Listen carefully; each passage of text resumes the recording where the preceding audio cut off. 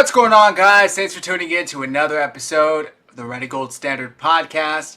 My name is Zach Hernandez, and as always, I'm joined by my co-host, Mike Andrews of Nothing But Niners. We got a great show planned for you guys tonight. Matt is taking the night off with a migraine. We wish him well. But football is back, like we said. 49ers training camp is here and in full swing. We're going to break down all of it, all the news, who's winning, who's losing, who's staying steady.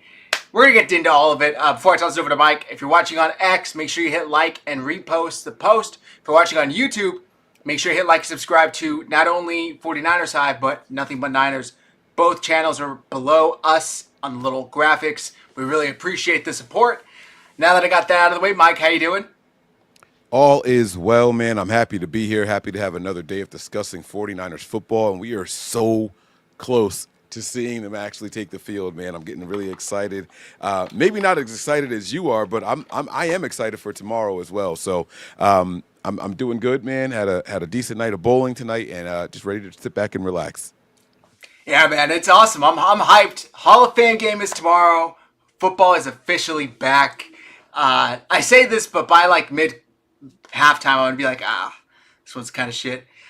Or kind of crap, excuse me, YouTube. But it'll be good. It'll be great. We're going to have a great time watching it. But like I said, 49ers training camp, full swing. There's so much going on. There's injuries. Thankfully, there's no holdouts this year.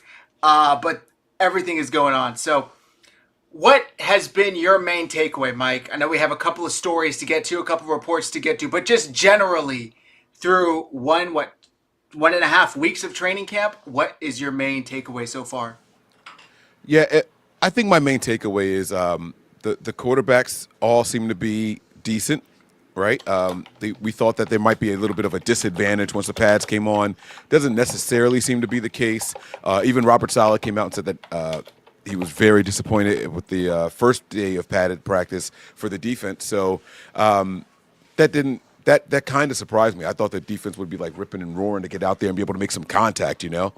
But it seems like the offense, despite having some ups and downs, some hiccups, maybe some undisclosed injuries, it seems like they're pretty balanced, and it's a lot of give and take. It's a lot of give and take. So it seems like we're heading in the right direction. I think this team is going to be very, very fun to watch this year. Yeah, I agree. And you know, 49ers throwbacks is here. CJ West, Jordan Watkins, best so far at camp. Jordan Watkins, I saw a stat earlier. He's the only receiver in college football to have 6 or 4 60-yard passes last year. 60-yard touchdown passes, I should say. Obviously, if you're going to catch for 60 yards, you're probably going to score. And I saw the highlight play that the 49ers put out this past day, a couple days. Brock Purdy hitting Jordan Watkins for a 50-yard pass down the sideline. So he is that 4-3 burner that the 49ers have not had that can stretch the field. I mean, they've had it in Cowing, and then they had it in Danny Gray before, but they have not had it like really, like when it comes to, you know, putting dollars to donuts on the field. It hasn't materialized. I am begging for Jordan Watkins to actually turn into something useful for the 49ers. But the defense looks great from all reports. Trent Williams looks great. I know he has the ankle injury and now he's out. What's up? And CJ West is thriving. So I'm really excited to see what this defense looks like, especially with Robert Saleh back at the helm, coaching the defense. I think it's going to be, I said my last show, it's either with the 49ers are one cornerback. Probably, is he snoring? Can you hear him? There is this breathing sound. Yeah, that's is that your dog? Yeah. Okay. All right, cool. Right. Sorry, no, it's fine. I just didn't know what it was. I'm like, I thought it was you at first. I noticed it when I started speaking. Okay. Let's see, can you guys see him right behind my arm? It's him knocked out. So, yeah, I really am excited. I said last show they are a cornerback and a linebacker away from being an elite defense. And Upton Stout is having great reviews. And D. Winters is like a bat out of hell, like a heat-seeking missile, which that kind of has never been the issue for D. Winters. It's been consistency, and staying healthy. But his speed, his aggressiveness, has never really been questioned, but I feel like he's finally starting to put it together based on the reports. And again, I'm not going to be one of the guys that sits in my home and acts like I'm giving you guys firsthand information. This is all what I'm getting from the reporters that are actually there. So please make sure you go follow them, the guys that are putting in the groundwork and actually at training camp every day reporting. I'm reading their reports, and I'm able to do the show because of that. So shout out to them. Mike, you mentioned the offense. Sounded like you mentioned the quarterbacks. Do the 49ers have a quarterback controversy on their hands? Boy, don't some of you guys wish. No, they don't at all. I would never sit here and say that a guy who couldn't give Trevor Lawrence a run for his money is going to come in here and take Brock Purdy's job from him. So, no, I don't think so at all. Now, I don't know if people know how, like, have you ever tried to throw a ball from sideline to sideline of a professional football field? It's very far. That's only 53 and a half yards or something like that, right? Like from sideline to sideline. It's tougher than you think it is. So I'm not calling anybody who can throw the ball 50 yards noodle arm, but I don't think that Purdy has the strongest arm. Now, with that said, though, I don't think that we have a quarterback controversy, but I wanted to go back to something you said before. You were hyping up Jordan Watkins, right? And I just really hope Watkins isn't another Danny Gray. I remember seeing the reports about Danny Gray and getting really, really, it's like the 49ers finally have their deep threat, right? And it's like, but this guy's got height. This guy's got speed. I don't know. Who was more productive in college, Danny Gray or Jordan Watkins? Actually, you know what? I can look that up. I don't even know why I asked you that, but I'll take a look and see if I can find it. But yeah, so anyway, I don't think there's a quarterback controversy. Yeah, there might be a QB2 controversy, like DJ Malone says. What do you think, Zach? I agree with that. I said it tongue in cheek. Matt has this game counting points going on, and we'll let him address that next time he's on. And one of them that we all take bets on was whether or not the Grant Cohns of the world would try and cause a quarterback controversy. And it did not take long for that to already start getting floated out there. So by all reports, Mac Jones has looked good, right? But that's kind of always been that's Mac Jones. Like, he is a average quarterback. Nobody's saying he's trash. Nobody's saying he's a middle of the pack quarterback. Probably bottom tier starting quarterback, but he's a great backup quarterback. So that doesn't surprise me at all, especially in an offense like this where it's like throw to this spot and somebody will be there. They're going to be open. He just has to do what Kyle tells him, which, hey, that probably is why Kyle Shanahan reportedly wanted him back in 21 when we drafted Trey Lance, that they drafted up with Mac Jones in mind, right? Like, hey, I get it. I see what he was hoping for, and maybe he wanted to turn him into a mini Kirk Cousins. I don't know. But Brock Purdy, Mike, you mentioned Trevor Lawrence and how Mac Jones couldn't unseat Trevor Lawrence for the starting gig. Why does Trevor Lawrence not get like a fifth of the criticism that Brock Purdy gets? He's not held to the light. He's not held to the same standard. They're not the same draft class. Brock Purdy's, 2 years younger than him or something like that? And six rounds later. It's because we win and they don't. So, like, no one cares to critique them, right? But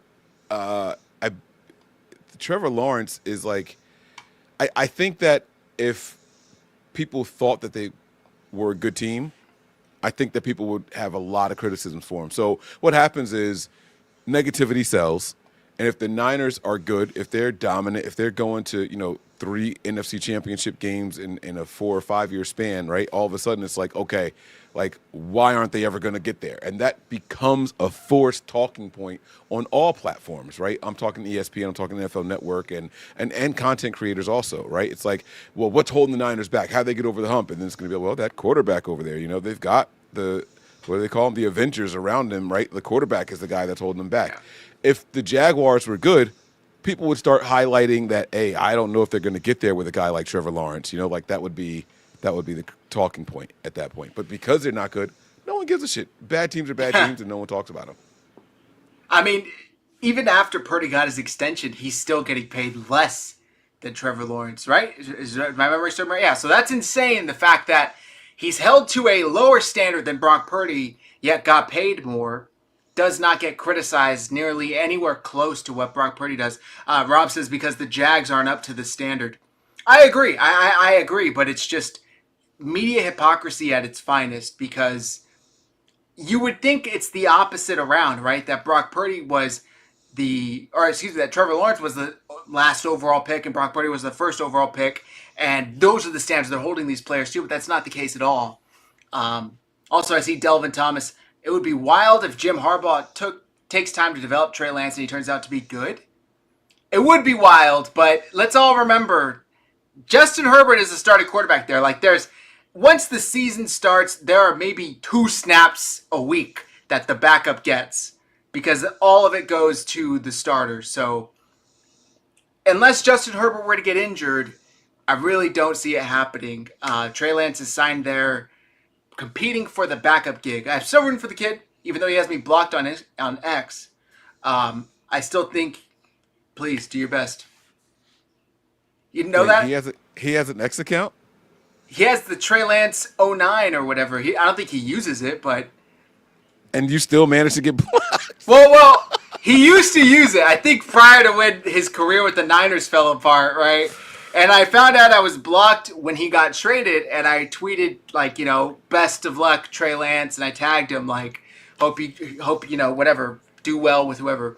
And I'm like, why can't I find his account? So then I searched him, and it said, you're blocked. So I don't know what I said. I thought I had his jersey. I mean, now I donated it, but I had his jersey. It's like, what the fuck did I do? What did I do to piss you off? I was always a supporter. I always rooted for him over Jimmy. I always defended him. I always said it makes time. So I don't know what he saw from the 49ersHive account that pissed him off. Something pissed him off and he blocked us. So, yeah. That is hilarious. Wow. Okay. I mean, and this is a guy who is not very, I mean, his most recent posts are from July 2023. Oh, maybe that's this year. Oh, he's supporting his brother, who is now at North Dakota State. Bryce Lance is there. And then when he signed with the Chargers, and before that was when he signed with the Cowboys. Those are his last 3 posts. Right. He's on it just to lurk. Yeah. Oh, that's funny, man.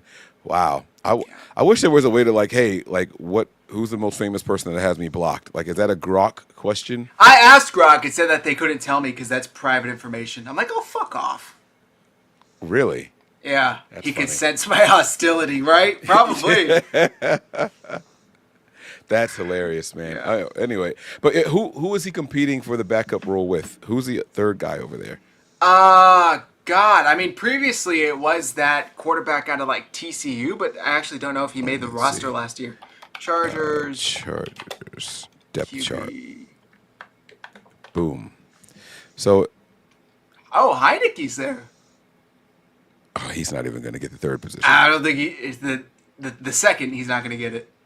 Yeah, that's what I meant. Second. Yeah, he's not going to get the second position.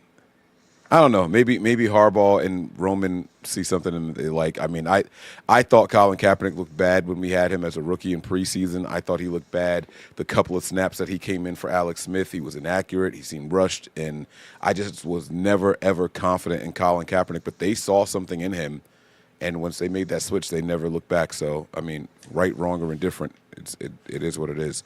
And yeah, so. Back to the whole Trevor Lawrence versus Brock Purdy thing.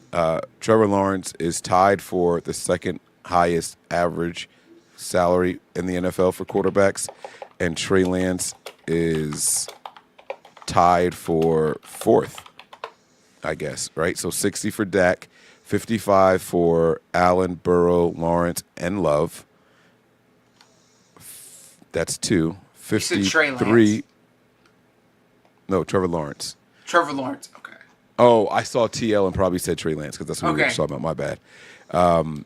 That's 2. And then Tua at 53.1. That's 3. And then Jared Goff and Brock Purdy tied at 53. So, yeah, he's down there. Definitely something to consider when all these people start. Quarterback controversy, baby. Right. Exactly. Okay, so let's get into one of these reports coming out of training camp. Let me pull up this screen here. Guy Coach Yak with the report from Matt Barrows. Trent Williams is showing frustration during practice. Nick Bosa is beating Trent Williams a lot of the time. Trent Williams yesterday had a big reaction after a move of the ball period that was dominated by Nick Bosa, and the offense was stopped by Nick Bosa. Trent Williams came off the field and was exasperated, like banged his thigh, and you could just tell he was frustrated. I think that's great for this team. I think it's going to push Trent Williams to get better and be better throughout training camp, and he's going to be Trent Williams by the time September rolls around. I hate to use the iron sharpens iron saying, but that's definitely what's happening in this camp. And again, that's Matt Barrows. I don't know if you've ever seen this from Trent Williams to where he's frustrated visibly and walking off all pissed off. What do you take away from this, Mike? What does that tell you? Do you want me to feed into the story, or do you want me to tell you what I honestly think happened? Let's feed into it first. Okay. If Nick Bosa is dominating Trent Williams, one, congratulations to Nick Bosa for finally showing the fuck up. Like, let's do this in a game now, right? Like, let's be honest. Trent's a big guy to try to move, and so if he's doing it with the pads on and during move the ball drills, that's impressive. So kudos to Nick Bosa. Trent works out away from the team usually. I believe this year he came back earlier than he normally does, though. And they were like kind of pounding their chest with like, hey, look, everybody's in the building, So that was good to see. But, I think Trent is a guy that knows what he's doing, and he may not be going 1,000,000% out there. Maybe what if the offensive line coach was like, hey, man, Nick Bosa needs like a morale boost. Like, let's let him get some. So, I mean, I think it's a good thing for all parties involved. If Trent is getting dominated by Nick Bosa, that should piss him off, should make him go back and pound the film and learn how to get better from it. And you don't make those same mistakes over and over. If Bosa's dominating Trent, like I said, finally, welcome back, and let's see it translate to the field in game time. And the rest of the offensive line should improve as well. You asked if I wanted you to feed into this or what you actually think. Was that the other? What do you actually think? I see Tim Kawakami. I see Matt Burrows. I know the publication they work for, and I read the words very carefully. And I don't see that Trent Williams was dominated by Nick Bosa. I see Trent Williams yesterday had a big reaction after a move the ball period that was dominated by Nick Bosa. That doesn't say that Bosa was ever dominating Trent Williams. Trent Williams could have been frustrated that Bosa, one player, wrecked the offensive line. It doesn't say that he, one-on-one, was losing battles to Bosa. And I think that they write these things very cleverly. Nowhere in here does it say the second Read it? Go ahead. sentence. Let's see. The first sentence, Nick Bosa is beating Trent Williams a lot of the time. That's a one-on-one a bit. Right, and that could be literally one-on-ones, right? But then they go on to talk about the move the ball periods and Trent slapping his pads after a move the ball period that was stopped by Nick Bosa. It makes it sound like it was during move the ball drill that Bosa was dominating Trent. Those are two very separate things, and I know the way that these guys write and are baity for headlines with the subscription-based articles. I don't think that's what's happening at all, if I'm being 100% honest with you. One-on-one, absolutely, right? I talked about this in the last couple of shows that I've done. Any one-on-one situation, the person that has to react is at a disadvantage, right? When you got a wide receiver versus a corner one-on-one, those situations always favor the wide receivers. Not that the corner can't make a good play, but you have to only react, and it's just you and them, and they can make double moves, triple moves, all that stuff, and then they put their hand up for the ball to come to them. Same with the pass rushing drills with the one-on-ones, right? You don't have another lineman to help you out. You know what I'm saying? You don't know what moves and how long they get to go until the whistle blows, right? So they can just keep trying over and over and over. I do believe that Nick Bosa is beating Trent Williams in one-on-ones. He's supposed to, because Trent is the reactor in that scenario. He should be beating him a lot of the time. Stop there. Then let's talk about the move the ball periods, and then you see Trent going to the sideline slapping his thigh pads. It doesn't mean that he was dominating him in that period. That's all. I think it's cleverly worded. Well, could this be, I'm going to take this from a whole nother angle. If this is not something we had seen previously, and Nick Bosa and Trent Williams have been with the team for, 4 years now together? This is the 4th year, I think I want to say. Dare I say a sign of Trent's decline? Could this be age catching up with Trent? Let's take this at its worth, and let's say this is true, right? Let's say there's no exaggerating going on for Matt Barrows. Trent Williams is just absolutely getting his ass beat by Nick Bosa in this practice. Should that concern you? I mean, that's like the one solid piece of the offensive line that we haven't had to worry about since he got here. The rest of it's been an issue. Up until last year, we got Dominic Pooney, and then there's kind of like a great and then a good piece to where it kind of somewhat almost levels down. Not really, but almost. If Trent takes even a step down, I don't think the 49ers have invested in the rest of the offensive line to allow that step to be taken back in Trent's talent level to overcome it. And I think this could be like catastrophically bad for this offense if that is the case. I don't know if you consider that at all. If it is true, would it be a sign of Trent taking a step back, or maybe Nick taking a step forward in his game? I don't know, but it is or a combination of both. Or a combination of both. Yeah, it is definitely something to be concerned about if that's what's happening, right?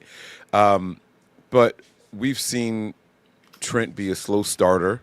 You know what I mean? And I'm talking about games like week 1, week 2 weren't Trent's best, right? You see a lot of the holding penalties and things like that happen, and then by week 3 or 4, Trent's back and he's in midseason form and he's out there resuming the mantle of the best left tackle in the NFL if healthy. So I'm not overly concerned with it this early. We are in the first week of padded practices, so I'm not overly concerned with it right now. But yeah, if it is true and he is taking a step back, what's a step back from the best? Would he still be top 10? Would he still be top 5? How many other teams in the NFL have a Nick Bosa-esque type edge to go up against him to even be able to replicate that kind of success? So it kind of like, I think it would end up leveling itself out. We should anticipate some sort of decline from Trent Williams over time, right? Like that's just natural. But I'm not ready to wave the white flag just yet. You're on mute. Thank you. He's old. I'm kidding. He is getting older, though. Filthy Casual says, I heard Mike Hill was getting Trent off balance. How's Huff doing? I've heard the same, and I've heard Huff's doing well. Really fitting back into that Robert Saleh scheme that he had success with in New York. Is Trent getting coached or Bosa getting better? Exactly. That's kind of the, it's the question here. Either way, it seems like the defense as a whole is performing better than the offense. Would you agree those are the reports that you're seeing coming out? No, like I said, if you listen, okay, the reports may be saying that. I don't defensive line, I should say. Sorry. Right, but Robert Saleh was not happy with the defense, so I'm going to take his word for it, and I don't think he was expecting perfection either. So that I'm going to take his word for it more than anything. But before we move on to that, Callie's comment right there as the next one there.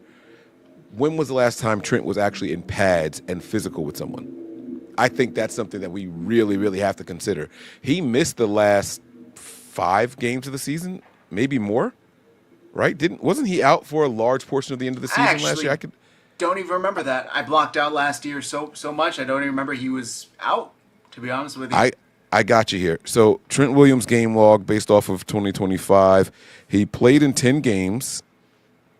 How do I go? He played in just 10 games out of 17. How do I see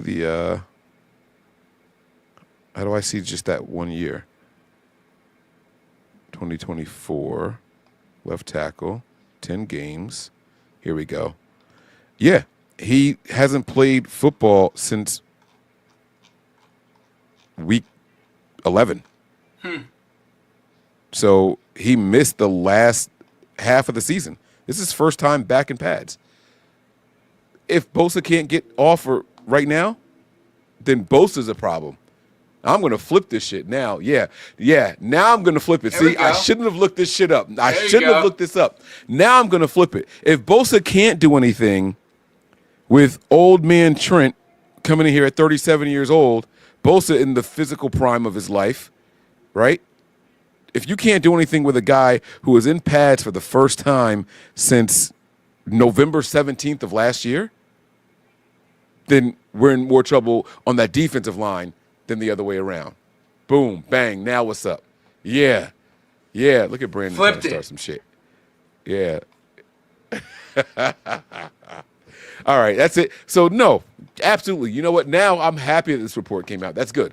Now I feel better because I had to step back and look it up. See, I was just going to sit here and run with some narratives, but now I'm creating my own narrative. Bosa still's trash. Bosa still needs to get better, right? And I need to see Trent go to the podium and say, man, Bosa's been whooping my ass, but it's okay. Now, if I don't hear that kind of admittance from Trent, Trent's still getting his legs under him. I'm not worried about it. Now what? Yeah. All right. Well, staying with the offensive line. Good point there, Strawberry. Strawberry says Trent and Bosa haven't gone against each other in training camp since 2022. Bosa held out in 2023 and signed in September. Trent held out in 2024 and signed at the end of August. That is a good point. Filthy casual. Bosa recovered from his torn oblique muscle.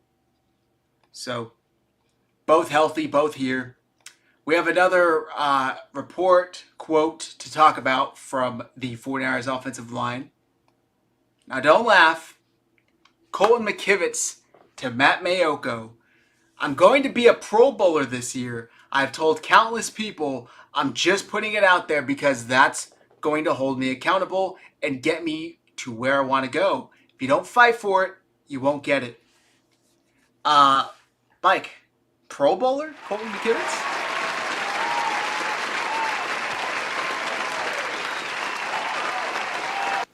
Let's fucking go, Colton, huh? If you're not going to believe in yourself, then who else will, right? And putting it out to the public, right? It's one thing to walk around the locker room, I'm going to do it. I got goals this year, right? No. Put your money where your mouth is. Step up to the microphone. Guys, I got my new Mike McGlinchey. I am cheering for this kid hard as hell. Someone just asked me, like, who do I think was going to have a better year? Colton McKivitz or Jake Brindle. And I was like, well, I hope it's Jake because of the Sentinel. Fuck that. Let's go Colton, man. Now I got somebody coming in here who sounds confident. Did you watch the Jake Brindle presser? Never mind. Let's go Colton, man. I don't want to pivot too much. I like a player putting something like this on the record, and it's going to hold me accountable and to get me to where I want to go. He wants that bag. He wants the money. He wants the Pro Bowl. If you don't fight for it, you won't get it. I love that attitude, man. Now, I literally view this guy different. I literally view him different, man, because he's just been kind of like this fly by the seat of his pants type of guy. Like, he's just in there, right? Why won't the Niners move on? Why won't the Niners move on? This year, he's going to show everybody why the Niners don't move on from him, why they're not drafting right tackles in the second, third, and fourth rounds like you guys want them to. Let's go, Colton. What's up? I like this, man. Big 6'8" coming down the street now. Y'all better watch out. Well, fuck. Now I'm gonna feel like an asshole for saying what I was gonna say, but you hyped him up. I think it is very possible he could be a Pro Bowler, and my take was that just speaks to what it means to be a Pro Bowler these days, because unfortunately, it's not a very high bar to clear. It isn't. I mean, fucking Tyler Huntley was a Pro Bowler a couple years back. You know, it's like it's a very low bar, and I'm gonna stop throwing other players, having them catch random strays here. But it's more of like a popularity contest, and then on top of that, could he be like the fourth alternate if like three other right tackles don't want to go? Excuse me, bitch. These sound effects are killing me. But you know what I mean? Like, what if like three right tackles bow out and say, I have no intention of playing in the Pro Bowl, and then he becomes like the fourth alternate? Like, is that technically make him a Pro Bowler? Yes, it does. So I don't know. And then what? And then he's going to come back next year and hold the 49ers up for more money and say, look at my Pro Bowl year, you piece of shit. Give me $10 million more per year. I can already see it coming. And knowing Kyle Shanahan and John Lynch, they're going to give it to him. Instead of just drafting another right tackle, I can already hear Kyle Shanahan, well, I dare you to put on tape around the league. There's not many like Colton out there. There aren't, Kyle, and that's a good thing for those other teams. There are not too many like Colton McKivitz, and he has not been good. Now, I will give him this. He has not been the worst part of the offensive line for the past 2 years. That's been right up front with Jake Brendel, so which Kyle still vehemently defends to this day. Just the other day, there was a quote out there talking about how he watches the rest of the league, and, not anybody can do what Jake does, and we're damn proud to have Jake. Who the hell is cutting up tape for Kyle? That's what I want to know. What video assistant is out there cutting up the tape and removing all of the positive plays for the 31 other centers so Kyle thinks that Jake Brendel's good? I mean, this must be Jake Brendel's agent. They must be in cahoots. He's got to be paying this video assistant for the 49ers. He's sending him the tape himself, and he's swapping it in, putting it on the damn projector for Kyle Shanahan to watch late at night. There's no other way. There's absolutely no other way Kyle Shanahan thinks that Jake Brendel's a good center. I'm done. That is a Zach rant right there, man. If you got that graphic, man, you need to play that shit in honor of Melissa, man. That was for...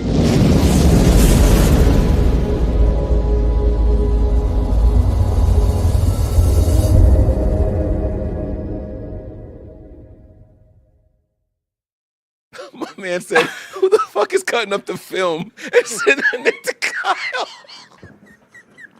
That was epic. Oh, my God. I can't wait to clip this up. That was fantastic, man. Oh, man. Colton, I don't feel that same way, bro. That's good. I love that we're on opposite sides of the fence. Now, I'm going to be honest with you. Prior to this quote, I was right there with you. I'm just saying that there's something about a self-motivated player. That's all I'm saying. So I was right there with you up until, like before today, before this evening when I saw this quote. But now, it is what it is. This is the video assistant whispering into Kyle Shanahan's ear that Jake Brendel's a good center. If you ever watched Lord of the Rings, you know exactly what this means. This is him. Okay. He's a good center, my lord. Kyle's the old sick king taking his assistant's word for it. It's bullshit. It's absolute bullshit. And I'm sick of it. There were so many chances to draft good players for the past 2 to 3 years, and he just refuses to address the offensive line. They address it. They address it late, and they keep getting guards trying to convert them to either tackles or centers, all in the same rookie season. So it's like, hey, where can you play? But they won't draft a center to play. I think the last center they drafted was like Donovan West, or it was a year that they had 2 of them. It was, right? Like, yeah. And he didn't even get any reps. Like, he was like what the hell? 6th round pick or something like that? Yeah. So it was so bad, man. Like, God dang it. Like, just give us something, right? So I get you, but, Well, we can draft a running back every year. No problem. We can draft at least one. Late receivers and quarterbacks. No problem. But we can't address the offensive line. Like, it makes no sense. Knowing Trent is getting older. What's the plan for Trent if he retires after this year? What's the plan for Trent after week 6 if he needs a breather? Exactly. Spencer Burford? What's his name walk? Yeah, they let Jalen Moore walk, who was actually looking pretty decent for some stretches, right? They let him go. So it's like, where are we going to go now? What are we going to do? But Trent's going to stay healthy for 16 games this year. I don't think he'll do 17. I don't know the last time Trent finished a full season. And so I won't even try to put that on him. And I will say this. He was active the last 2 games of the season but didn't play. The team chose to keep him out. But that still tells me that he wasn't padded up and wasn't getting physical with anybody. So, man, that was a lot of fun. I know that the show's not over yet, but that was a great that was a good 1-2 flip there. That was awesome. We got a super chat from Delvin Thomas. Just wanted to show a little love, y'all. Thank you very much. I got a sound effect for that somewhere. Here it is. Thank you, Delvin. We really appreciate it. Thank you very much. Thanks for rocking with us. I've never seen y'all spelled with an H before. I kind of like that, y'all. I spell mine Y''ALL. I like that a little bit more. That like puts Y'all. that twang on it. Y'all, yeah. I've been watching Yellowstone. Maybe that's why. Do you watch that show? I do not. I've heard of it though. Okay. All right. Kevin Costner, like the role he was born to play because he sucks as an actor. But that was the role he was meant, like he was born to play that role. So, yeah. All right. Going through some of these training camp, these comments. Brendel is booty. Brendel is booty. Kyle probably hasn't watched the film himself. It's Robin Hood voices. Birdford. Trent will miss at least 5 games, according to God damn, what Stovey, the fuck, dude? 4x4ing. What? Why do you say that? This is what I don't get. Like, Stovey, what's your record prediction for the team this year? Be as optimistic and pessimistic, and then what you think reality is going to be. Give me all 3. Like, at best, you got the Niners doing this. At worst, we're going to be this, and then we'll probably fall somewhere in the middle. What you got there, man? Like, let me know. Let me know. Because why would a 49ers fan just come out and say Trent's going to miss 5 games this year? Like, just out of fucking nowhere. He was healthy at the end of the year. I just got done saying it. This is wild. With the We have schedule the they have? easiest schedule. Yeah, like, I don't understand. We have, like, some of the lowest amount of travel we've had in a long time. Like, the schedule really, really favors the 49ers this year.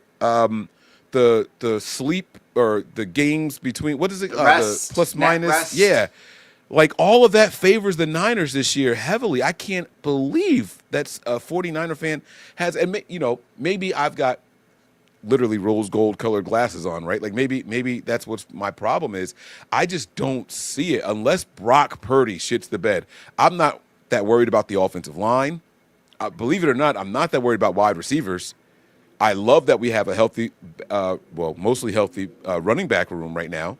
So the offense should put up 23, 27, 28 points. We get Robert Saleh back. That defense has to be better than what it was last year, right? Like if the defense was just 1 touchdown less a game last year, how many more of those games did we win? Yeah. Right? Like, so I mean, you look at, we lost to Minnesota, less than a touchdown. We lost to the Rams, less than a touchdown. We lost to Arizona, less than a touchdown. We lost to Kansas City. Okay, that was 10 points. I'll give you that one. We lost to Seahawks, less than a touchdown. I'm talking 3 points here, 4 points there, 3 points there. Robert Saleh doesn't make you guys feel more confident at that? Robert Saleh being back isn't worth a 3-point swing in favor of your defense? Like, what are we talking about? Right. I'm not asking you guys to say, oh, we're going to the Super Bowl. We're going 17. I get it. It's cool. Look through the schedule and tell me the 10 teams that are beating the 49ers. Pick 10 teams that you think are going to beat the 49ers this year on that schedule. Because that's the only way you come up with 7 wins. Yeah. That is a why. I know. I'm sorry. I'm derailing. No. You're good. By the way, yeah, filthy casual. Vegas thinks Niners will get to 10.5 wins. Vegas is almost never wrong. So they didn't pull this number out of their ass, right? Well, what did they predict last year? Do you know? Because last year I think we went under. We went under last year. We were probably like 13 or something like that, 12.5. Right. But that's coming off of a Super Bowl appearance, minutes away from a Super Bowl win. You have a first place schedule, and then all of the injuries. It's like, obviously, I hope the 49ers win the next Super Bowl they go to, but even more so because if they lose the Super Bowl, it's like Kyle Shanahan's teams just fall apart the following year. For whatever it is, call it, for some reason it never happens to the Chiefs. The Chiefs can get there, win or lose, they're right back in it the next year. It never fucking happens to them. So it's frustrating. Oh. And even the Super Bowl, right? Coming off of the Super Bowl, right? How many players have said, man, like, I hated not making it to the playoffs, but that rest, but that time to recover, right? Those extra 4 weeks of not having to suit up, right? All of that favors the Niners this year. This is as good of a shot as they're going to fucking get. Like, I'm not even talking about the Super Bowl. I'm just talking about to win games, to have a good schedule. This is as good as it's going to get. All of that is in favor of us, man. Agreed. It's crazy to sit back and be, oh, yeah, we'll probably get 6 wins. Like, we got 6 wins last year. You don't think we're going to be improved? I don't know. All right, I'm chilling. So, I wanted to pull up this quote to you. It's a little bit of a sidestep. Was there anything else going on with training camp that I missed that you want to talk about first? Because this isn't quite training camp related. Well, there were some workouts. Oh, thank you. Let's get into that. Yeah. Let's get into that. Pull up that tweet. The 49ers apparently worked out a bunch of different people. I saw quarterbacks on there. I saw wide receivers. But the thing is running backs, specifically running backs that were worked out with system familiarity. That's a big sign, right? That's a really, really big sign. And so there you go. 49ers have worked out Jeff Wilson Jr. and Dearness Johnson per Mike Garafolo. Obviously, Jeff Wilson Jr. was with the team for 3-4 years. He left when the 49ers traded for Christian McCaffrey, and then he got offended to it and didn't want to split carries. Like, bro, get the fuck out of here. Get real. It's Christian McCaffrey. Wasn't he coming off an injury that season also? He was. Yeah. And he was like the main back, but that was because Elijah Mitchell was hurt. It wasn't designed to be that way. It just happened. So he requested a trade, and the 49ers did right by him and sent him to Miami. And he had a couple solid years in Miami. But this makes me think, is there an injury out there that we don't know of? And Mike, I heard you, or you said in the chat, people are kind of speculating the rookie running back Jordan James. Is that correct? Yeah, there was talks about how he left practice early one day this week. And I don't recall in any of the pressers them saying that he was injured. But I honestly don't know. Now, there's two ways that this works in the NFL, right? If you have a guy that hasn't gotten any looks from a team, it's like, hey, do us a solid. Like, you have a relationship with the player, his agent. Like, hey, you guys are holding holdouts. Let my guy fly in and you guys report it, please. Like, and just to put his name back on the radar of other teams. We've seen that happen before in the NFL. We know that teams do that, and they work with agents and all that stuff just as a solid look. So it also could be that. But it remains to be seen. If you actually found the Garafolo tweet, he said he speculates that it could be due to the injury of a player. So we'll see. We'll see. Let's try and find it. There it is. Amir Abdullah was also, and Deion Jackson. Holy smokes. Was also among the running backs the 49ers worked out today. Andy Isabella was a part of a small group of wide receivers on hand as well.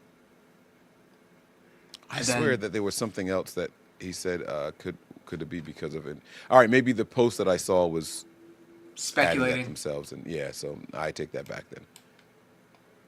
Wait, did Shannon Sharp get fired? Is that what that said? He did, yeah. He got released. That happened apparently. Today?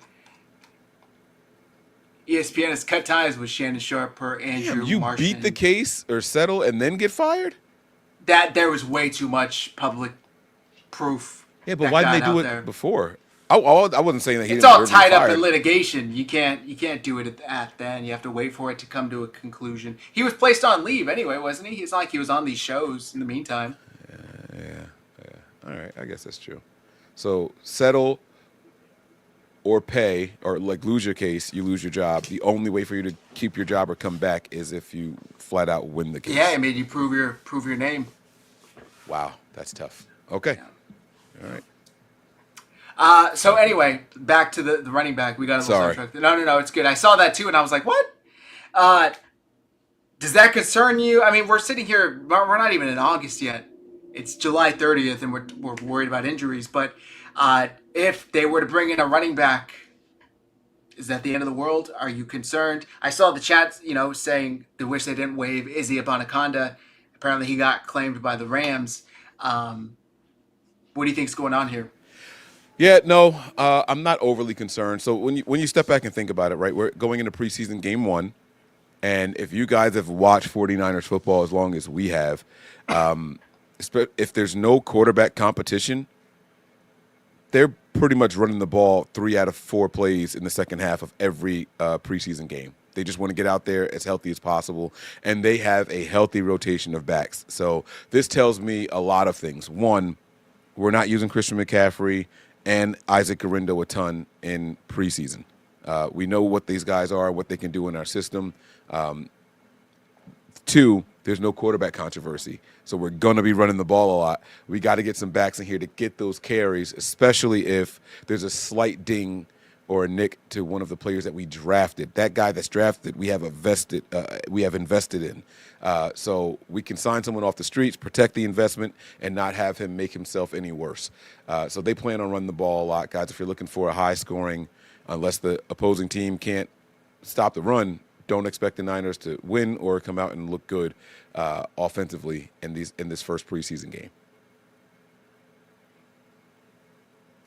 Okay, I want to bring up this story here just to make sure we have time to talk about it, get your thoughts on it, and we can always circle back if there's anything else, training camp or current news related.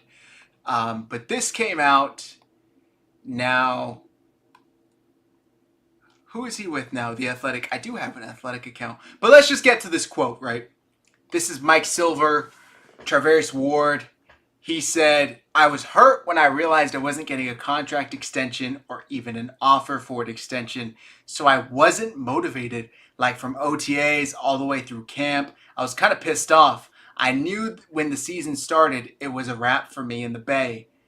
Now, Mike, excuse me, correct me if I'm wrong, but I was under the impression that he didn't want to come back because he and his wife tragically lost their daughter.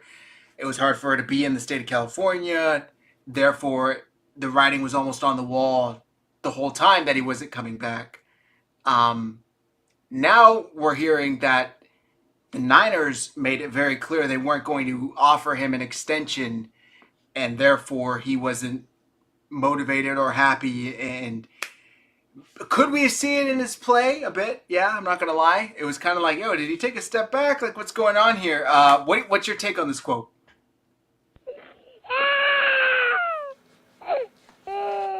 Oh, shit. You know what? No, never mind. It wasn't a baby. Like, no, fuck him. Like, he's a crybaby, dude. Like, he's a crybaby. Oh, you're not going to extend me? Oh, I'm not motivated. I don't want to play in the Bay. I want to go home. Dude, Kansas City didn't fucking offer you anything your contract over there either.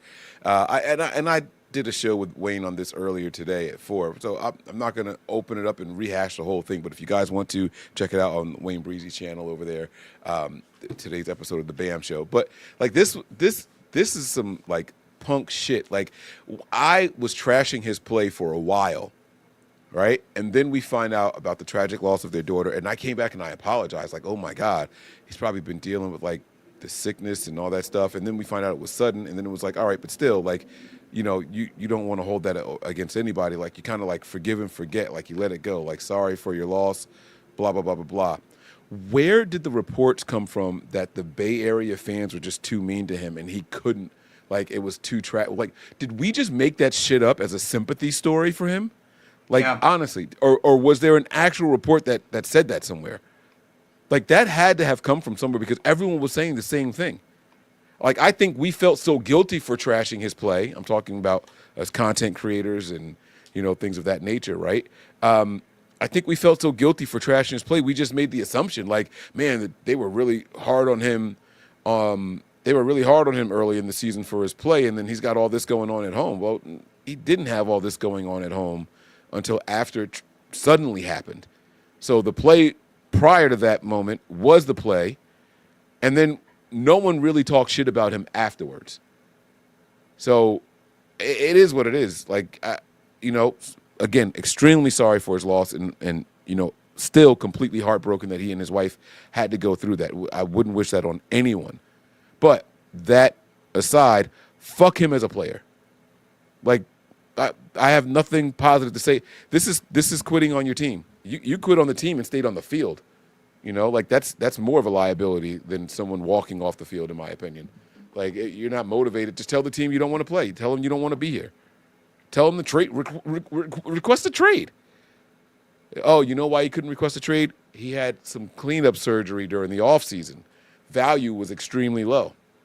And I believe that gets mentioned in the article that, they told me to get surgery. I listened to them, and what really hurt his feelings based off of what we went over in the article earlier was that all the players that held out got contract extensions. He got the surgery, showed up, rehabbed with the team, and didn't get a contract extension.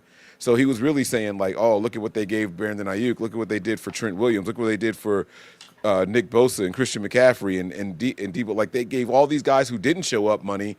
I show up, I take their advice, I follow their rules, and they don't pay me. It's still fuck 'em. I'm a Niners fan first. Fuck 'em.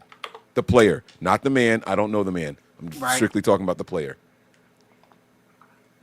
I spent the last minute. I'm listening to you, but trying to get into my damn athletic account so I can get this article. Okay, I have it up finally. But I agree with you. I thought that this was and this kind of goes back to my opinion on Charvarius Ward as a whole. Dude says some shit you just shouldn't say. Like not that it's bad, but it's like, oh, okay. That's like going to your boss and just be like, yeah, I was just on my phone for 20 minutes at work. It's like, okay, you don't need to say this to us. Let's go back to his introductory press conference where, it ends and he thinks it's over and he's like, they're asking some stupid ass questions or something like that. And then it's like, oh, that was on Mike. Yes, that was still on. So also, Kali isn't Mooney a hypocrite because he blasted Campbell after he quit on us. I mean, one could make the argument. I guess he never actually quit and left the team, but maybe mentally he did. Literally, he's saying mentally I was somewhere off the grid. So logged into this if you want to read this a little bit more. I know you said you went into it already earlier with Wayne, so I don't want to get too much on you. But let's see. When he returned to San Francisco after missing the 3 games, it was a broken man. I just don't give a fuck what happens. I don't care if I win this rep. I don't care if I lose this rep. I was there physically, but mentally I was somewhere else, off the grid, off the globe. Now, again, this is after the loss of their daughter. Hold on. We didn't go into all of this. We didn't pull it up. I don't give a fuck what happens. I don't care if I win this rep. I don't care if I lose this rep. He's not saying that he didn't care. He's saying I don't, as in he's putting himself back in that time. I don't care. How does the team not see this? Right? How can they not see the lack of urgency? Because when he came back, he was back on the field. It's not like they benched him and let other people keep playing. Once he was back and active, he came back for that Bills game and played. All right, I'm sorry. Go ahead. No, you're good. Yeah, I agree. He goes on, even before everything happened with my baby, I really wasn't super motivated because after the year I had in 23, I wanted a contract extension because I wanted to stay and I knew I wasn't getting a contract offer. They came to me and kind of told me what it was because they had other people to pay. So it kind of had me in my feelings a little bit. I just never made it public. I was hurt when I realized I wasn't getting an extension or even an offer for an extension. This is a quote from the graphic. So I wasn't motivated from OTAs all the way through camp. It was kind of pissed off. I knew when the season started, it was a wrap for me in the Bay. There's a lot going on, bro, he said, because if you're winning, shit, everybody wants to get paid. Everyone feels it. Everybody feels that when certain guys are not around and certain guys are around but not participating. I was there. I had surgery after the season under the advice of them, and I was rehabbing with them. I had been all-pro too, and I didn't get paid, so I was like, what the fuck? People are not showing up and getting paid, and I wasn't. So it definitely made me feel some type of way. That type of stuff, it does take a toll on the whole team. When that that right there, I do think is something. I absolutely think that is something, right? And I think that we could even see a little bit of that with a guy like Juwan Jennings. I think that Juwan Jennings' injury is a financial flare-up. I think, you know what I'm saying? Right. I've been here. I showed up. I've done everything you guys have asked me to do. I was your leading receiver last year. It's my time. Pay me. So I do agree with that mindset. I watch all these other guys act like a bunch of crybabies, and you guys still paid these guys.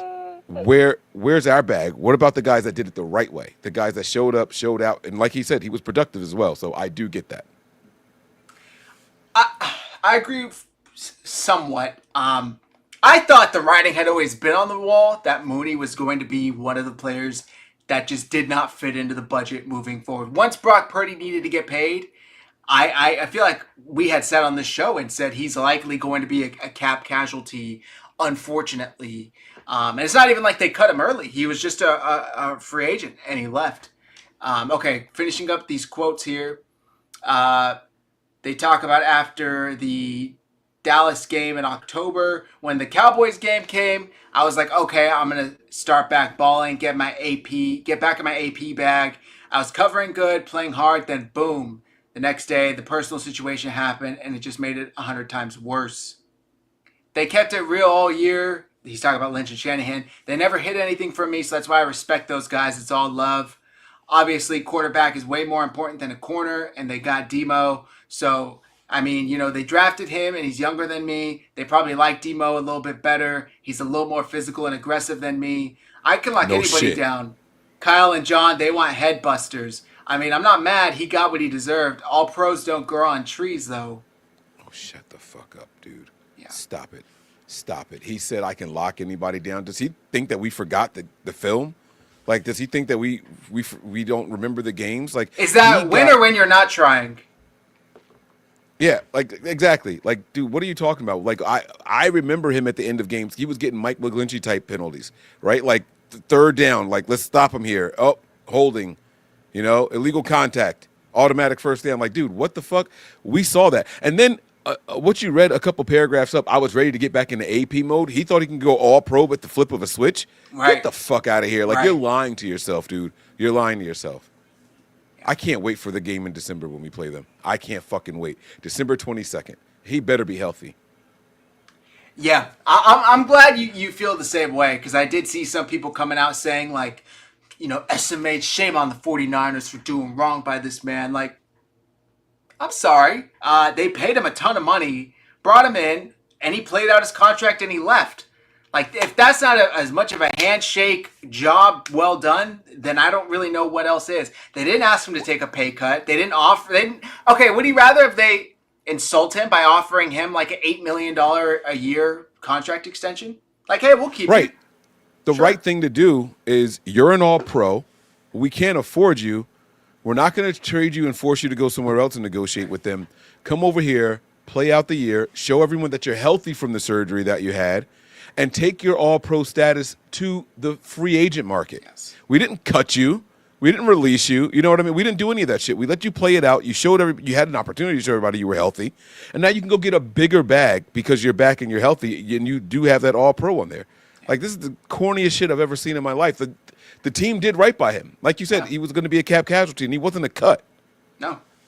They let him play out his contract. I just think, again, I have no problem with Mooney Ward. I've always liked him as a player. I just think that there are some things that don't need to be said, especially to the public. If you wanted to say that shit amongst other players or off the record, go for it. But that's going to go out there on a graphic. Mike Silver's been parading this shit around like he's got, the king's head on a stake. It's like he's putting this quote out there knowing what he's doing. You're an athletic reporter, sure, but you cover the 49ers basically, Mike, and you know what you're doing going to get a now Colts player to talk bad about the 49ers. I just don't think it needed to be said. Nobody's going and interviewing Mike McGlinchey, about what contract he got from the Broncos and why the 49ers couldn't match it. They're not even going to Dre Greenlaw. I mean, I saw a quote going around the other day, Dre Greenlaw saying, why did he go to Denver? Because they made him feel wanted, right? And people were like, oh, this is devastating for the 49ers. They offered him more money. They literally offered Dre Greenlaw more money to stay. But he said, you guys took too long, so now I already made my decision. Goodbye. And how quickly we forget the reports that Kyle and John flew to his house. Yes. Trying to convince him to stay. Yes. Like, they made me feel wanted. Bro, he did the whole I was homeless or adopted shit. Like, so I like when I feel wanted. Like, bro, what the fuck kind of child adolescence bullshit are you trying to throw on us right now? Right. Like, I can't believe he played that card. Right. Same. Yeah. Oh, my God. The fucking nerve of these players. Again, I do think that locker room thing could be something for the guys that showed up and played and do it the right way. But not everybody can get the extension, guys. We can't afford to pay everybody top position money on the team, and we still have a lot of guys in the top 5 of their respective positions. So it is what it is. He was one of the guys that should have been let go of, and they did it the right way, like we said. Yeah. I couldn't believe Exactly that they pulled that up. I'm trying to pull this up real quick. I'm surprised. I'm really surprised that Mike Silver hasn't used that locker room quote as a line grab, because he said the whole locker room felt that way or feels it, something along those lines. He said in that, like, so he. All right, man. Let me chill. Wait, which locker room quote? Ward was saying in there, like, I was there, I showed up, blah blah blah blah. I felt that the whole locker room, like, he said something along the lines of the whole locker room feels it or sees it or something along those lines. Let me pull this up. This is Dre Greenlaw and Moody Ward talking about how tough it is. How tough life is for them. It's just so tough. It's just so hard, man. With my tens of millions of dollars. Fucking crybabies, man. Grow up, man. Grow up. Like, what are we talking about here? What are we talking about here? It really, it blows my mind that these people could get handed tens of millions of dollars and still be victims and still be offended and still. Somebody come offend me with 3-year, $30 million, please. Now, I will say this. They were asked these questions, right? So they still had the opportunity to take the high road. Right, and then he tries to slide in. It's still all love with them because they were up front with me the whole time. Shut your bitter ass up. You cannot sit here and throw a pile of shit on the floor and then sprinkle confection sugar on top and be like, see, it's all good. No, you can't do that, bro. You can't do that. Chocolate buttercream. I told y'all, Mike, man, don't get me started. There's certain people I just don't fuck with. He's one of them. He is definitely one of them. And Diana Rossini. Because he's a Mike. Yeah. It pains me because he's a Mike. It pains me because she's from Jersey. But sometimes, man, you gotta draw that line in the sand. Yeah, she's from fucking Jersey, man. That shit hurts. That shit really, really hurts, man. Like, I wanted to like that lady so bad. Of course she is. Of course she is. It's so bad. That's hilarious. It pisses me off so much. I hate having to talk bad about people from Jersey, man. Wait, there's... never mind. I'm about to get off on a tangent. There's a player I just found out about on the Niners that's from Jersey. A rookie. God damn it. Is it one of the wide receivers? Where's Jordan Watkins? Jordan Watkins? It's not. Is it Jordan Watkins?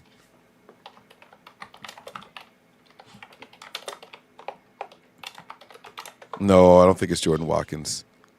He's from Kentucky. No, is it Nayor? What's his first name? Jalen, I think.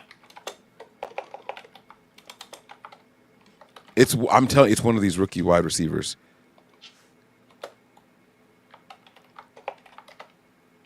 Maybe I'm thinking of Jalen Naylor. What's Nayor's first name? I don't know. I'm just gonna put 49ers. Isaiah. He's from Texas. God dang it! I gotta find out. I'm gonna. Ian Sharp says one day Diana will get a story correct. And then she'll say, "See, I told you guys. Like, I'm right." There is a rookie. Oh my God. Hold on, I know what I'm doing. 49ers rookie from New Jersey. He knows about Jair Brown. He's thinking of a wide receiver, apparently, a rookie receiver. No, yeah, it's not Brown. Never mind. I'm going to figure this out. Was it a coach? JJ's hamstring is worse than they think. No, it's not. It's going to clear up as soon as he gets that contract extension. Yeah. I told you guys, this is a financial flare-up. That's what this is called. He went to the X-ray, and it was a depleted bank account is what showed up on the scan. As soon as that check clears, that contract extension comes through, he'll show back up. This is what they call a hold-in, and people speculated that this is what was going to happen. It's unfortunate, but that's where we're at. I was surprised he showed up at all, to be honest with you. But he showed up and he was participating, and we shall see. All right. God dang it, man. By the way, rookies. while you're looking for that, apparently Cordero Patterson got released by the Steelers. Yes or no? No. I didn't even know he was still in the league, dude. Really? I had no idea he was still solid in the league. for them last year. No, he wasn't. As a returner. Oh, okay. All right. If we're talking special teams, then maybe that's something different. But no, man. Oh, is it one of the linebackers? Maybe it's not a rookie. Nick Martin, man. I don't think it's a rookie. They were like, who are the two options right now? Is D. Winters and who? Nick Martin. Nick Martin's from Texarkana, Texas. Nope. Oh, my God. D. Winters, Burton, Texas. This is pissing me off so bad, bro. Are you sure they're a rookie? No, I don't think it's a rookie. I don't think it's a rookie at all. All right, never mind. Don't worry about it. This had me like really cheering for someone. I was like, oh shit, he's from rookie. He's from rookie. He's from New Jersey too. Well, according to Google AI, Jair Brown. I don't think any of these players are actual 49ers, or at least are Kwan Williams, Kimoko Toure, Dante Johnson. Yeah, no. Please, not Dante Johnson. Hey, don't do that. Big Jersey, Pennington, New Jersey in the house. I really like Kimoko Toure too, but damn it, man. All right, don't worry about it. I have took up enough time trying to figure this out. All right, no worries. I really like what I'm hearing out of CJ West. I'm excited to see what he could do once an actual game starts, paired in the middle of that defensive line with Bosa, Williams, Huff. I really do think this defense is going to be a top 10 defense when it's all said and done this year. And that's saying a lot compared to where they were last year. Because just like Mike said, how many games do the 49ers win if the defense steps up and literally just prevents one touchdown from happening? They probably win another 4 to 5 games last year, which would basically double what they did win. Trying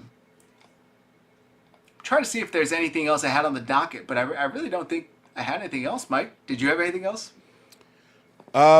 Spencer Burford's contract got restructured. When did that happen? Yesterday. How the fuck did I miss that? So, I don't know. I didn't even know you could do this with rookie contracts. But per 49ers Web Zone and Coach Yak, 49ers have restructured offensive lineman Spencer Burford's contract. Deal provides Burford with more guaranteed money in exchange for a slight pay cut. Under the new deal, Burford is set to earn a $1.265 million base salary, along with $510,000 in per game bonuses and a $500,000 bonus. I think that there's a mistake in here somewhere, because How so? that's a lot of money. If he can earn $500,000 in per game bonuses, maybe he has to start. We play 17 games. What? Maybe he has to start a number of reps. I don't know. Is I don't Trent know what the hurt? stipulations What are. the fuck does this mean? That's a bit. What? Why are you? I feel like I'm missing something. Though. I didn't click until you're saying it. I mean, that's $8.5 million. That's what I'm saying. Something's not right there. That's a lot of money. Maybe there's an extra zero. Okay, that would make me feel better. But they wrote that shit twice, bro. They wrote that. That doesn't make any sense. Look at what they wrote. A base salary of 1.26, and then you got another $1+ million in just bonuses right there. That's a lot of money. I don't know if that's correct. I don't know if that's correct, dude. That's a lot of money for a guy who's a fucking backup. Is there? I'm trying to see on 49ers Web Zone directly. Is this why Colton McKivitz talking about he's going to be a Pro Bowler? Yeah, look, here we go. What the hell? Per over the cap, $510 in per game bonuses and a $500,000 bonus. Okay. All right. Something's not right. Hear me out. That is, you could be the starter money. That's not you are a starter, obviously, right? goes without saying. But that's swing tackle, backup, and we may need you money. Like, hey, we're gonna make this so worth it if you get out there on the field. Like, that's huge. You remember the clip going around of shit. It was. Sorry, here I was thinking I was sharing the article and you guys weren't reading anything. You were just looking at the tweet. Yeah, you remember the clip that was going around of Tom Brady and Gronk with the Bucks, and he was like, "Dude, I need one more reception so I can get my $1 million bonus." Right. Those rich ass guys celebrated $1 million bonus in the game. This guy can earn that shit every 2 days. I mean, 2 games. That's a lot of money in the NFL. Like that's crazy. All right, for so him it says too. there he appeared. Oh, that's just saying what he appeared in. That's something. That's something. That's all I know. That's something. It says here, under the new deal, he's set to earn $1.265 million base salary, along with $510 in per game bonuses, and a $500,000 bonus. Maybe it's $510 in total for the entire season. That would make more sense. A combined total of $510,000 in per game bonuses. So you break that down, $510,000 divided by 17. So it's $30,000 a game. Okay. All right. And now Mike's back on board. Okay. All right. Because that was fucking terrifying. Like, then, all right, now I understand why Bosa's whipping Trent's ass. Like, full circle moment right there. Like, I was getting scared as shit. That terrified me. Yeah, that's funny. Okay. Grossmatos was born in Jersey, according to Mike Cisneros. Was it him? Did he go Maybe. to Temple? Let me see. Yator Grossmatos. I just like saying that because I feel like it rhymes. This dude went to high school in Virginia, but he was from Atlantic City. All right. And he went to Penn State. Maybe this is the guy I was... Okay. I remember it being a competition of who was going to start. I thought it was linebacker, but it was opposite edge. That's what the conversation was I was having. And I remember settling on him because he was from Jersey. That's what it was. Good job by you guys out there doing the research for me, man. This was driving me crazy. Like, we need him to get healthy and come back. Oh, I think... Was this a show with you, and Matt? We were talking about... who do we think was going to be the starting person opposite of Bosa? Because we didn't want it to be Huff? Yep. All right. That makes so much more sense. That's right. Okay. It's all coming back to me now. And I'm sober, by the way, guys. I am not drunk. Haven't had a drink. Well, I did have a beer, but one. All right. With all that, I think that's going to do tonight's show. I am like a walking zombie over here, Mike. I'm sure you're exhausted, too. Thank you guys for rocking with us tonight. We may be back tomorrow, but we'll let you know. We'll keep you posted. Mike, I'm sure the good folks already know where to find you, but please let them know on the off chance they don't. Yeah, man. Underneath Zach down there, guys, in that corner, it says where you guys can go for some bonus and exclusive content over there. Patreon.com/NB9ERS. Sign up before kickoff because right now all tiers are getting all the same content. But once kickoff happens, shit's going to change. All right. And then if you guys want to follow me personally, my X handle is down here underneath me, Mike Andrews 83. You can follow Nothing But 9 ERS going across the bottom of the screen on IG as well as X. So you guys can head on over there as well. Then if you guys are watching right now from the Nothing But Niners channel, please head on over to the 49ersHive channel. All right. And subscribe over there. My guys work hard throughout the season, get a couple different shows and all that, some different personalities. Maybe Zach and Matt are just a little too aggressive. Maybe we have a little bit too much fun, right? So if you want a little change of pace, head on over there to their channel and check out some of the other guys over there. Maybe Shannon Sharp will show up. Maybe I'm a little too harsh, and that's why Trey Lance blocked us. But that's another story for another day. Thank you guys for rocking with us. We really appreciate you. Like I said, hope you guys have a great night. And we are halfway through the week, so great rest of your week. Football is back. You will wake up and there will be a football game that day. It is the best thing in the world, the best feeling. Like I said, we appreciate you guys for tuning in. Have a great night. Take care. Stay faithful. Go ahead. And as always, go Niners.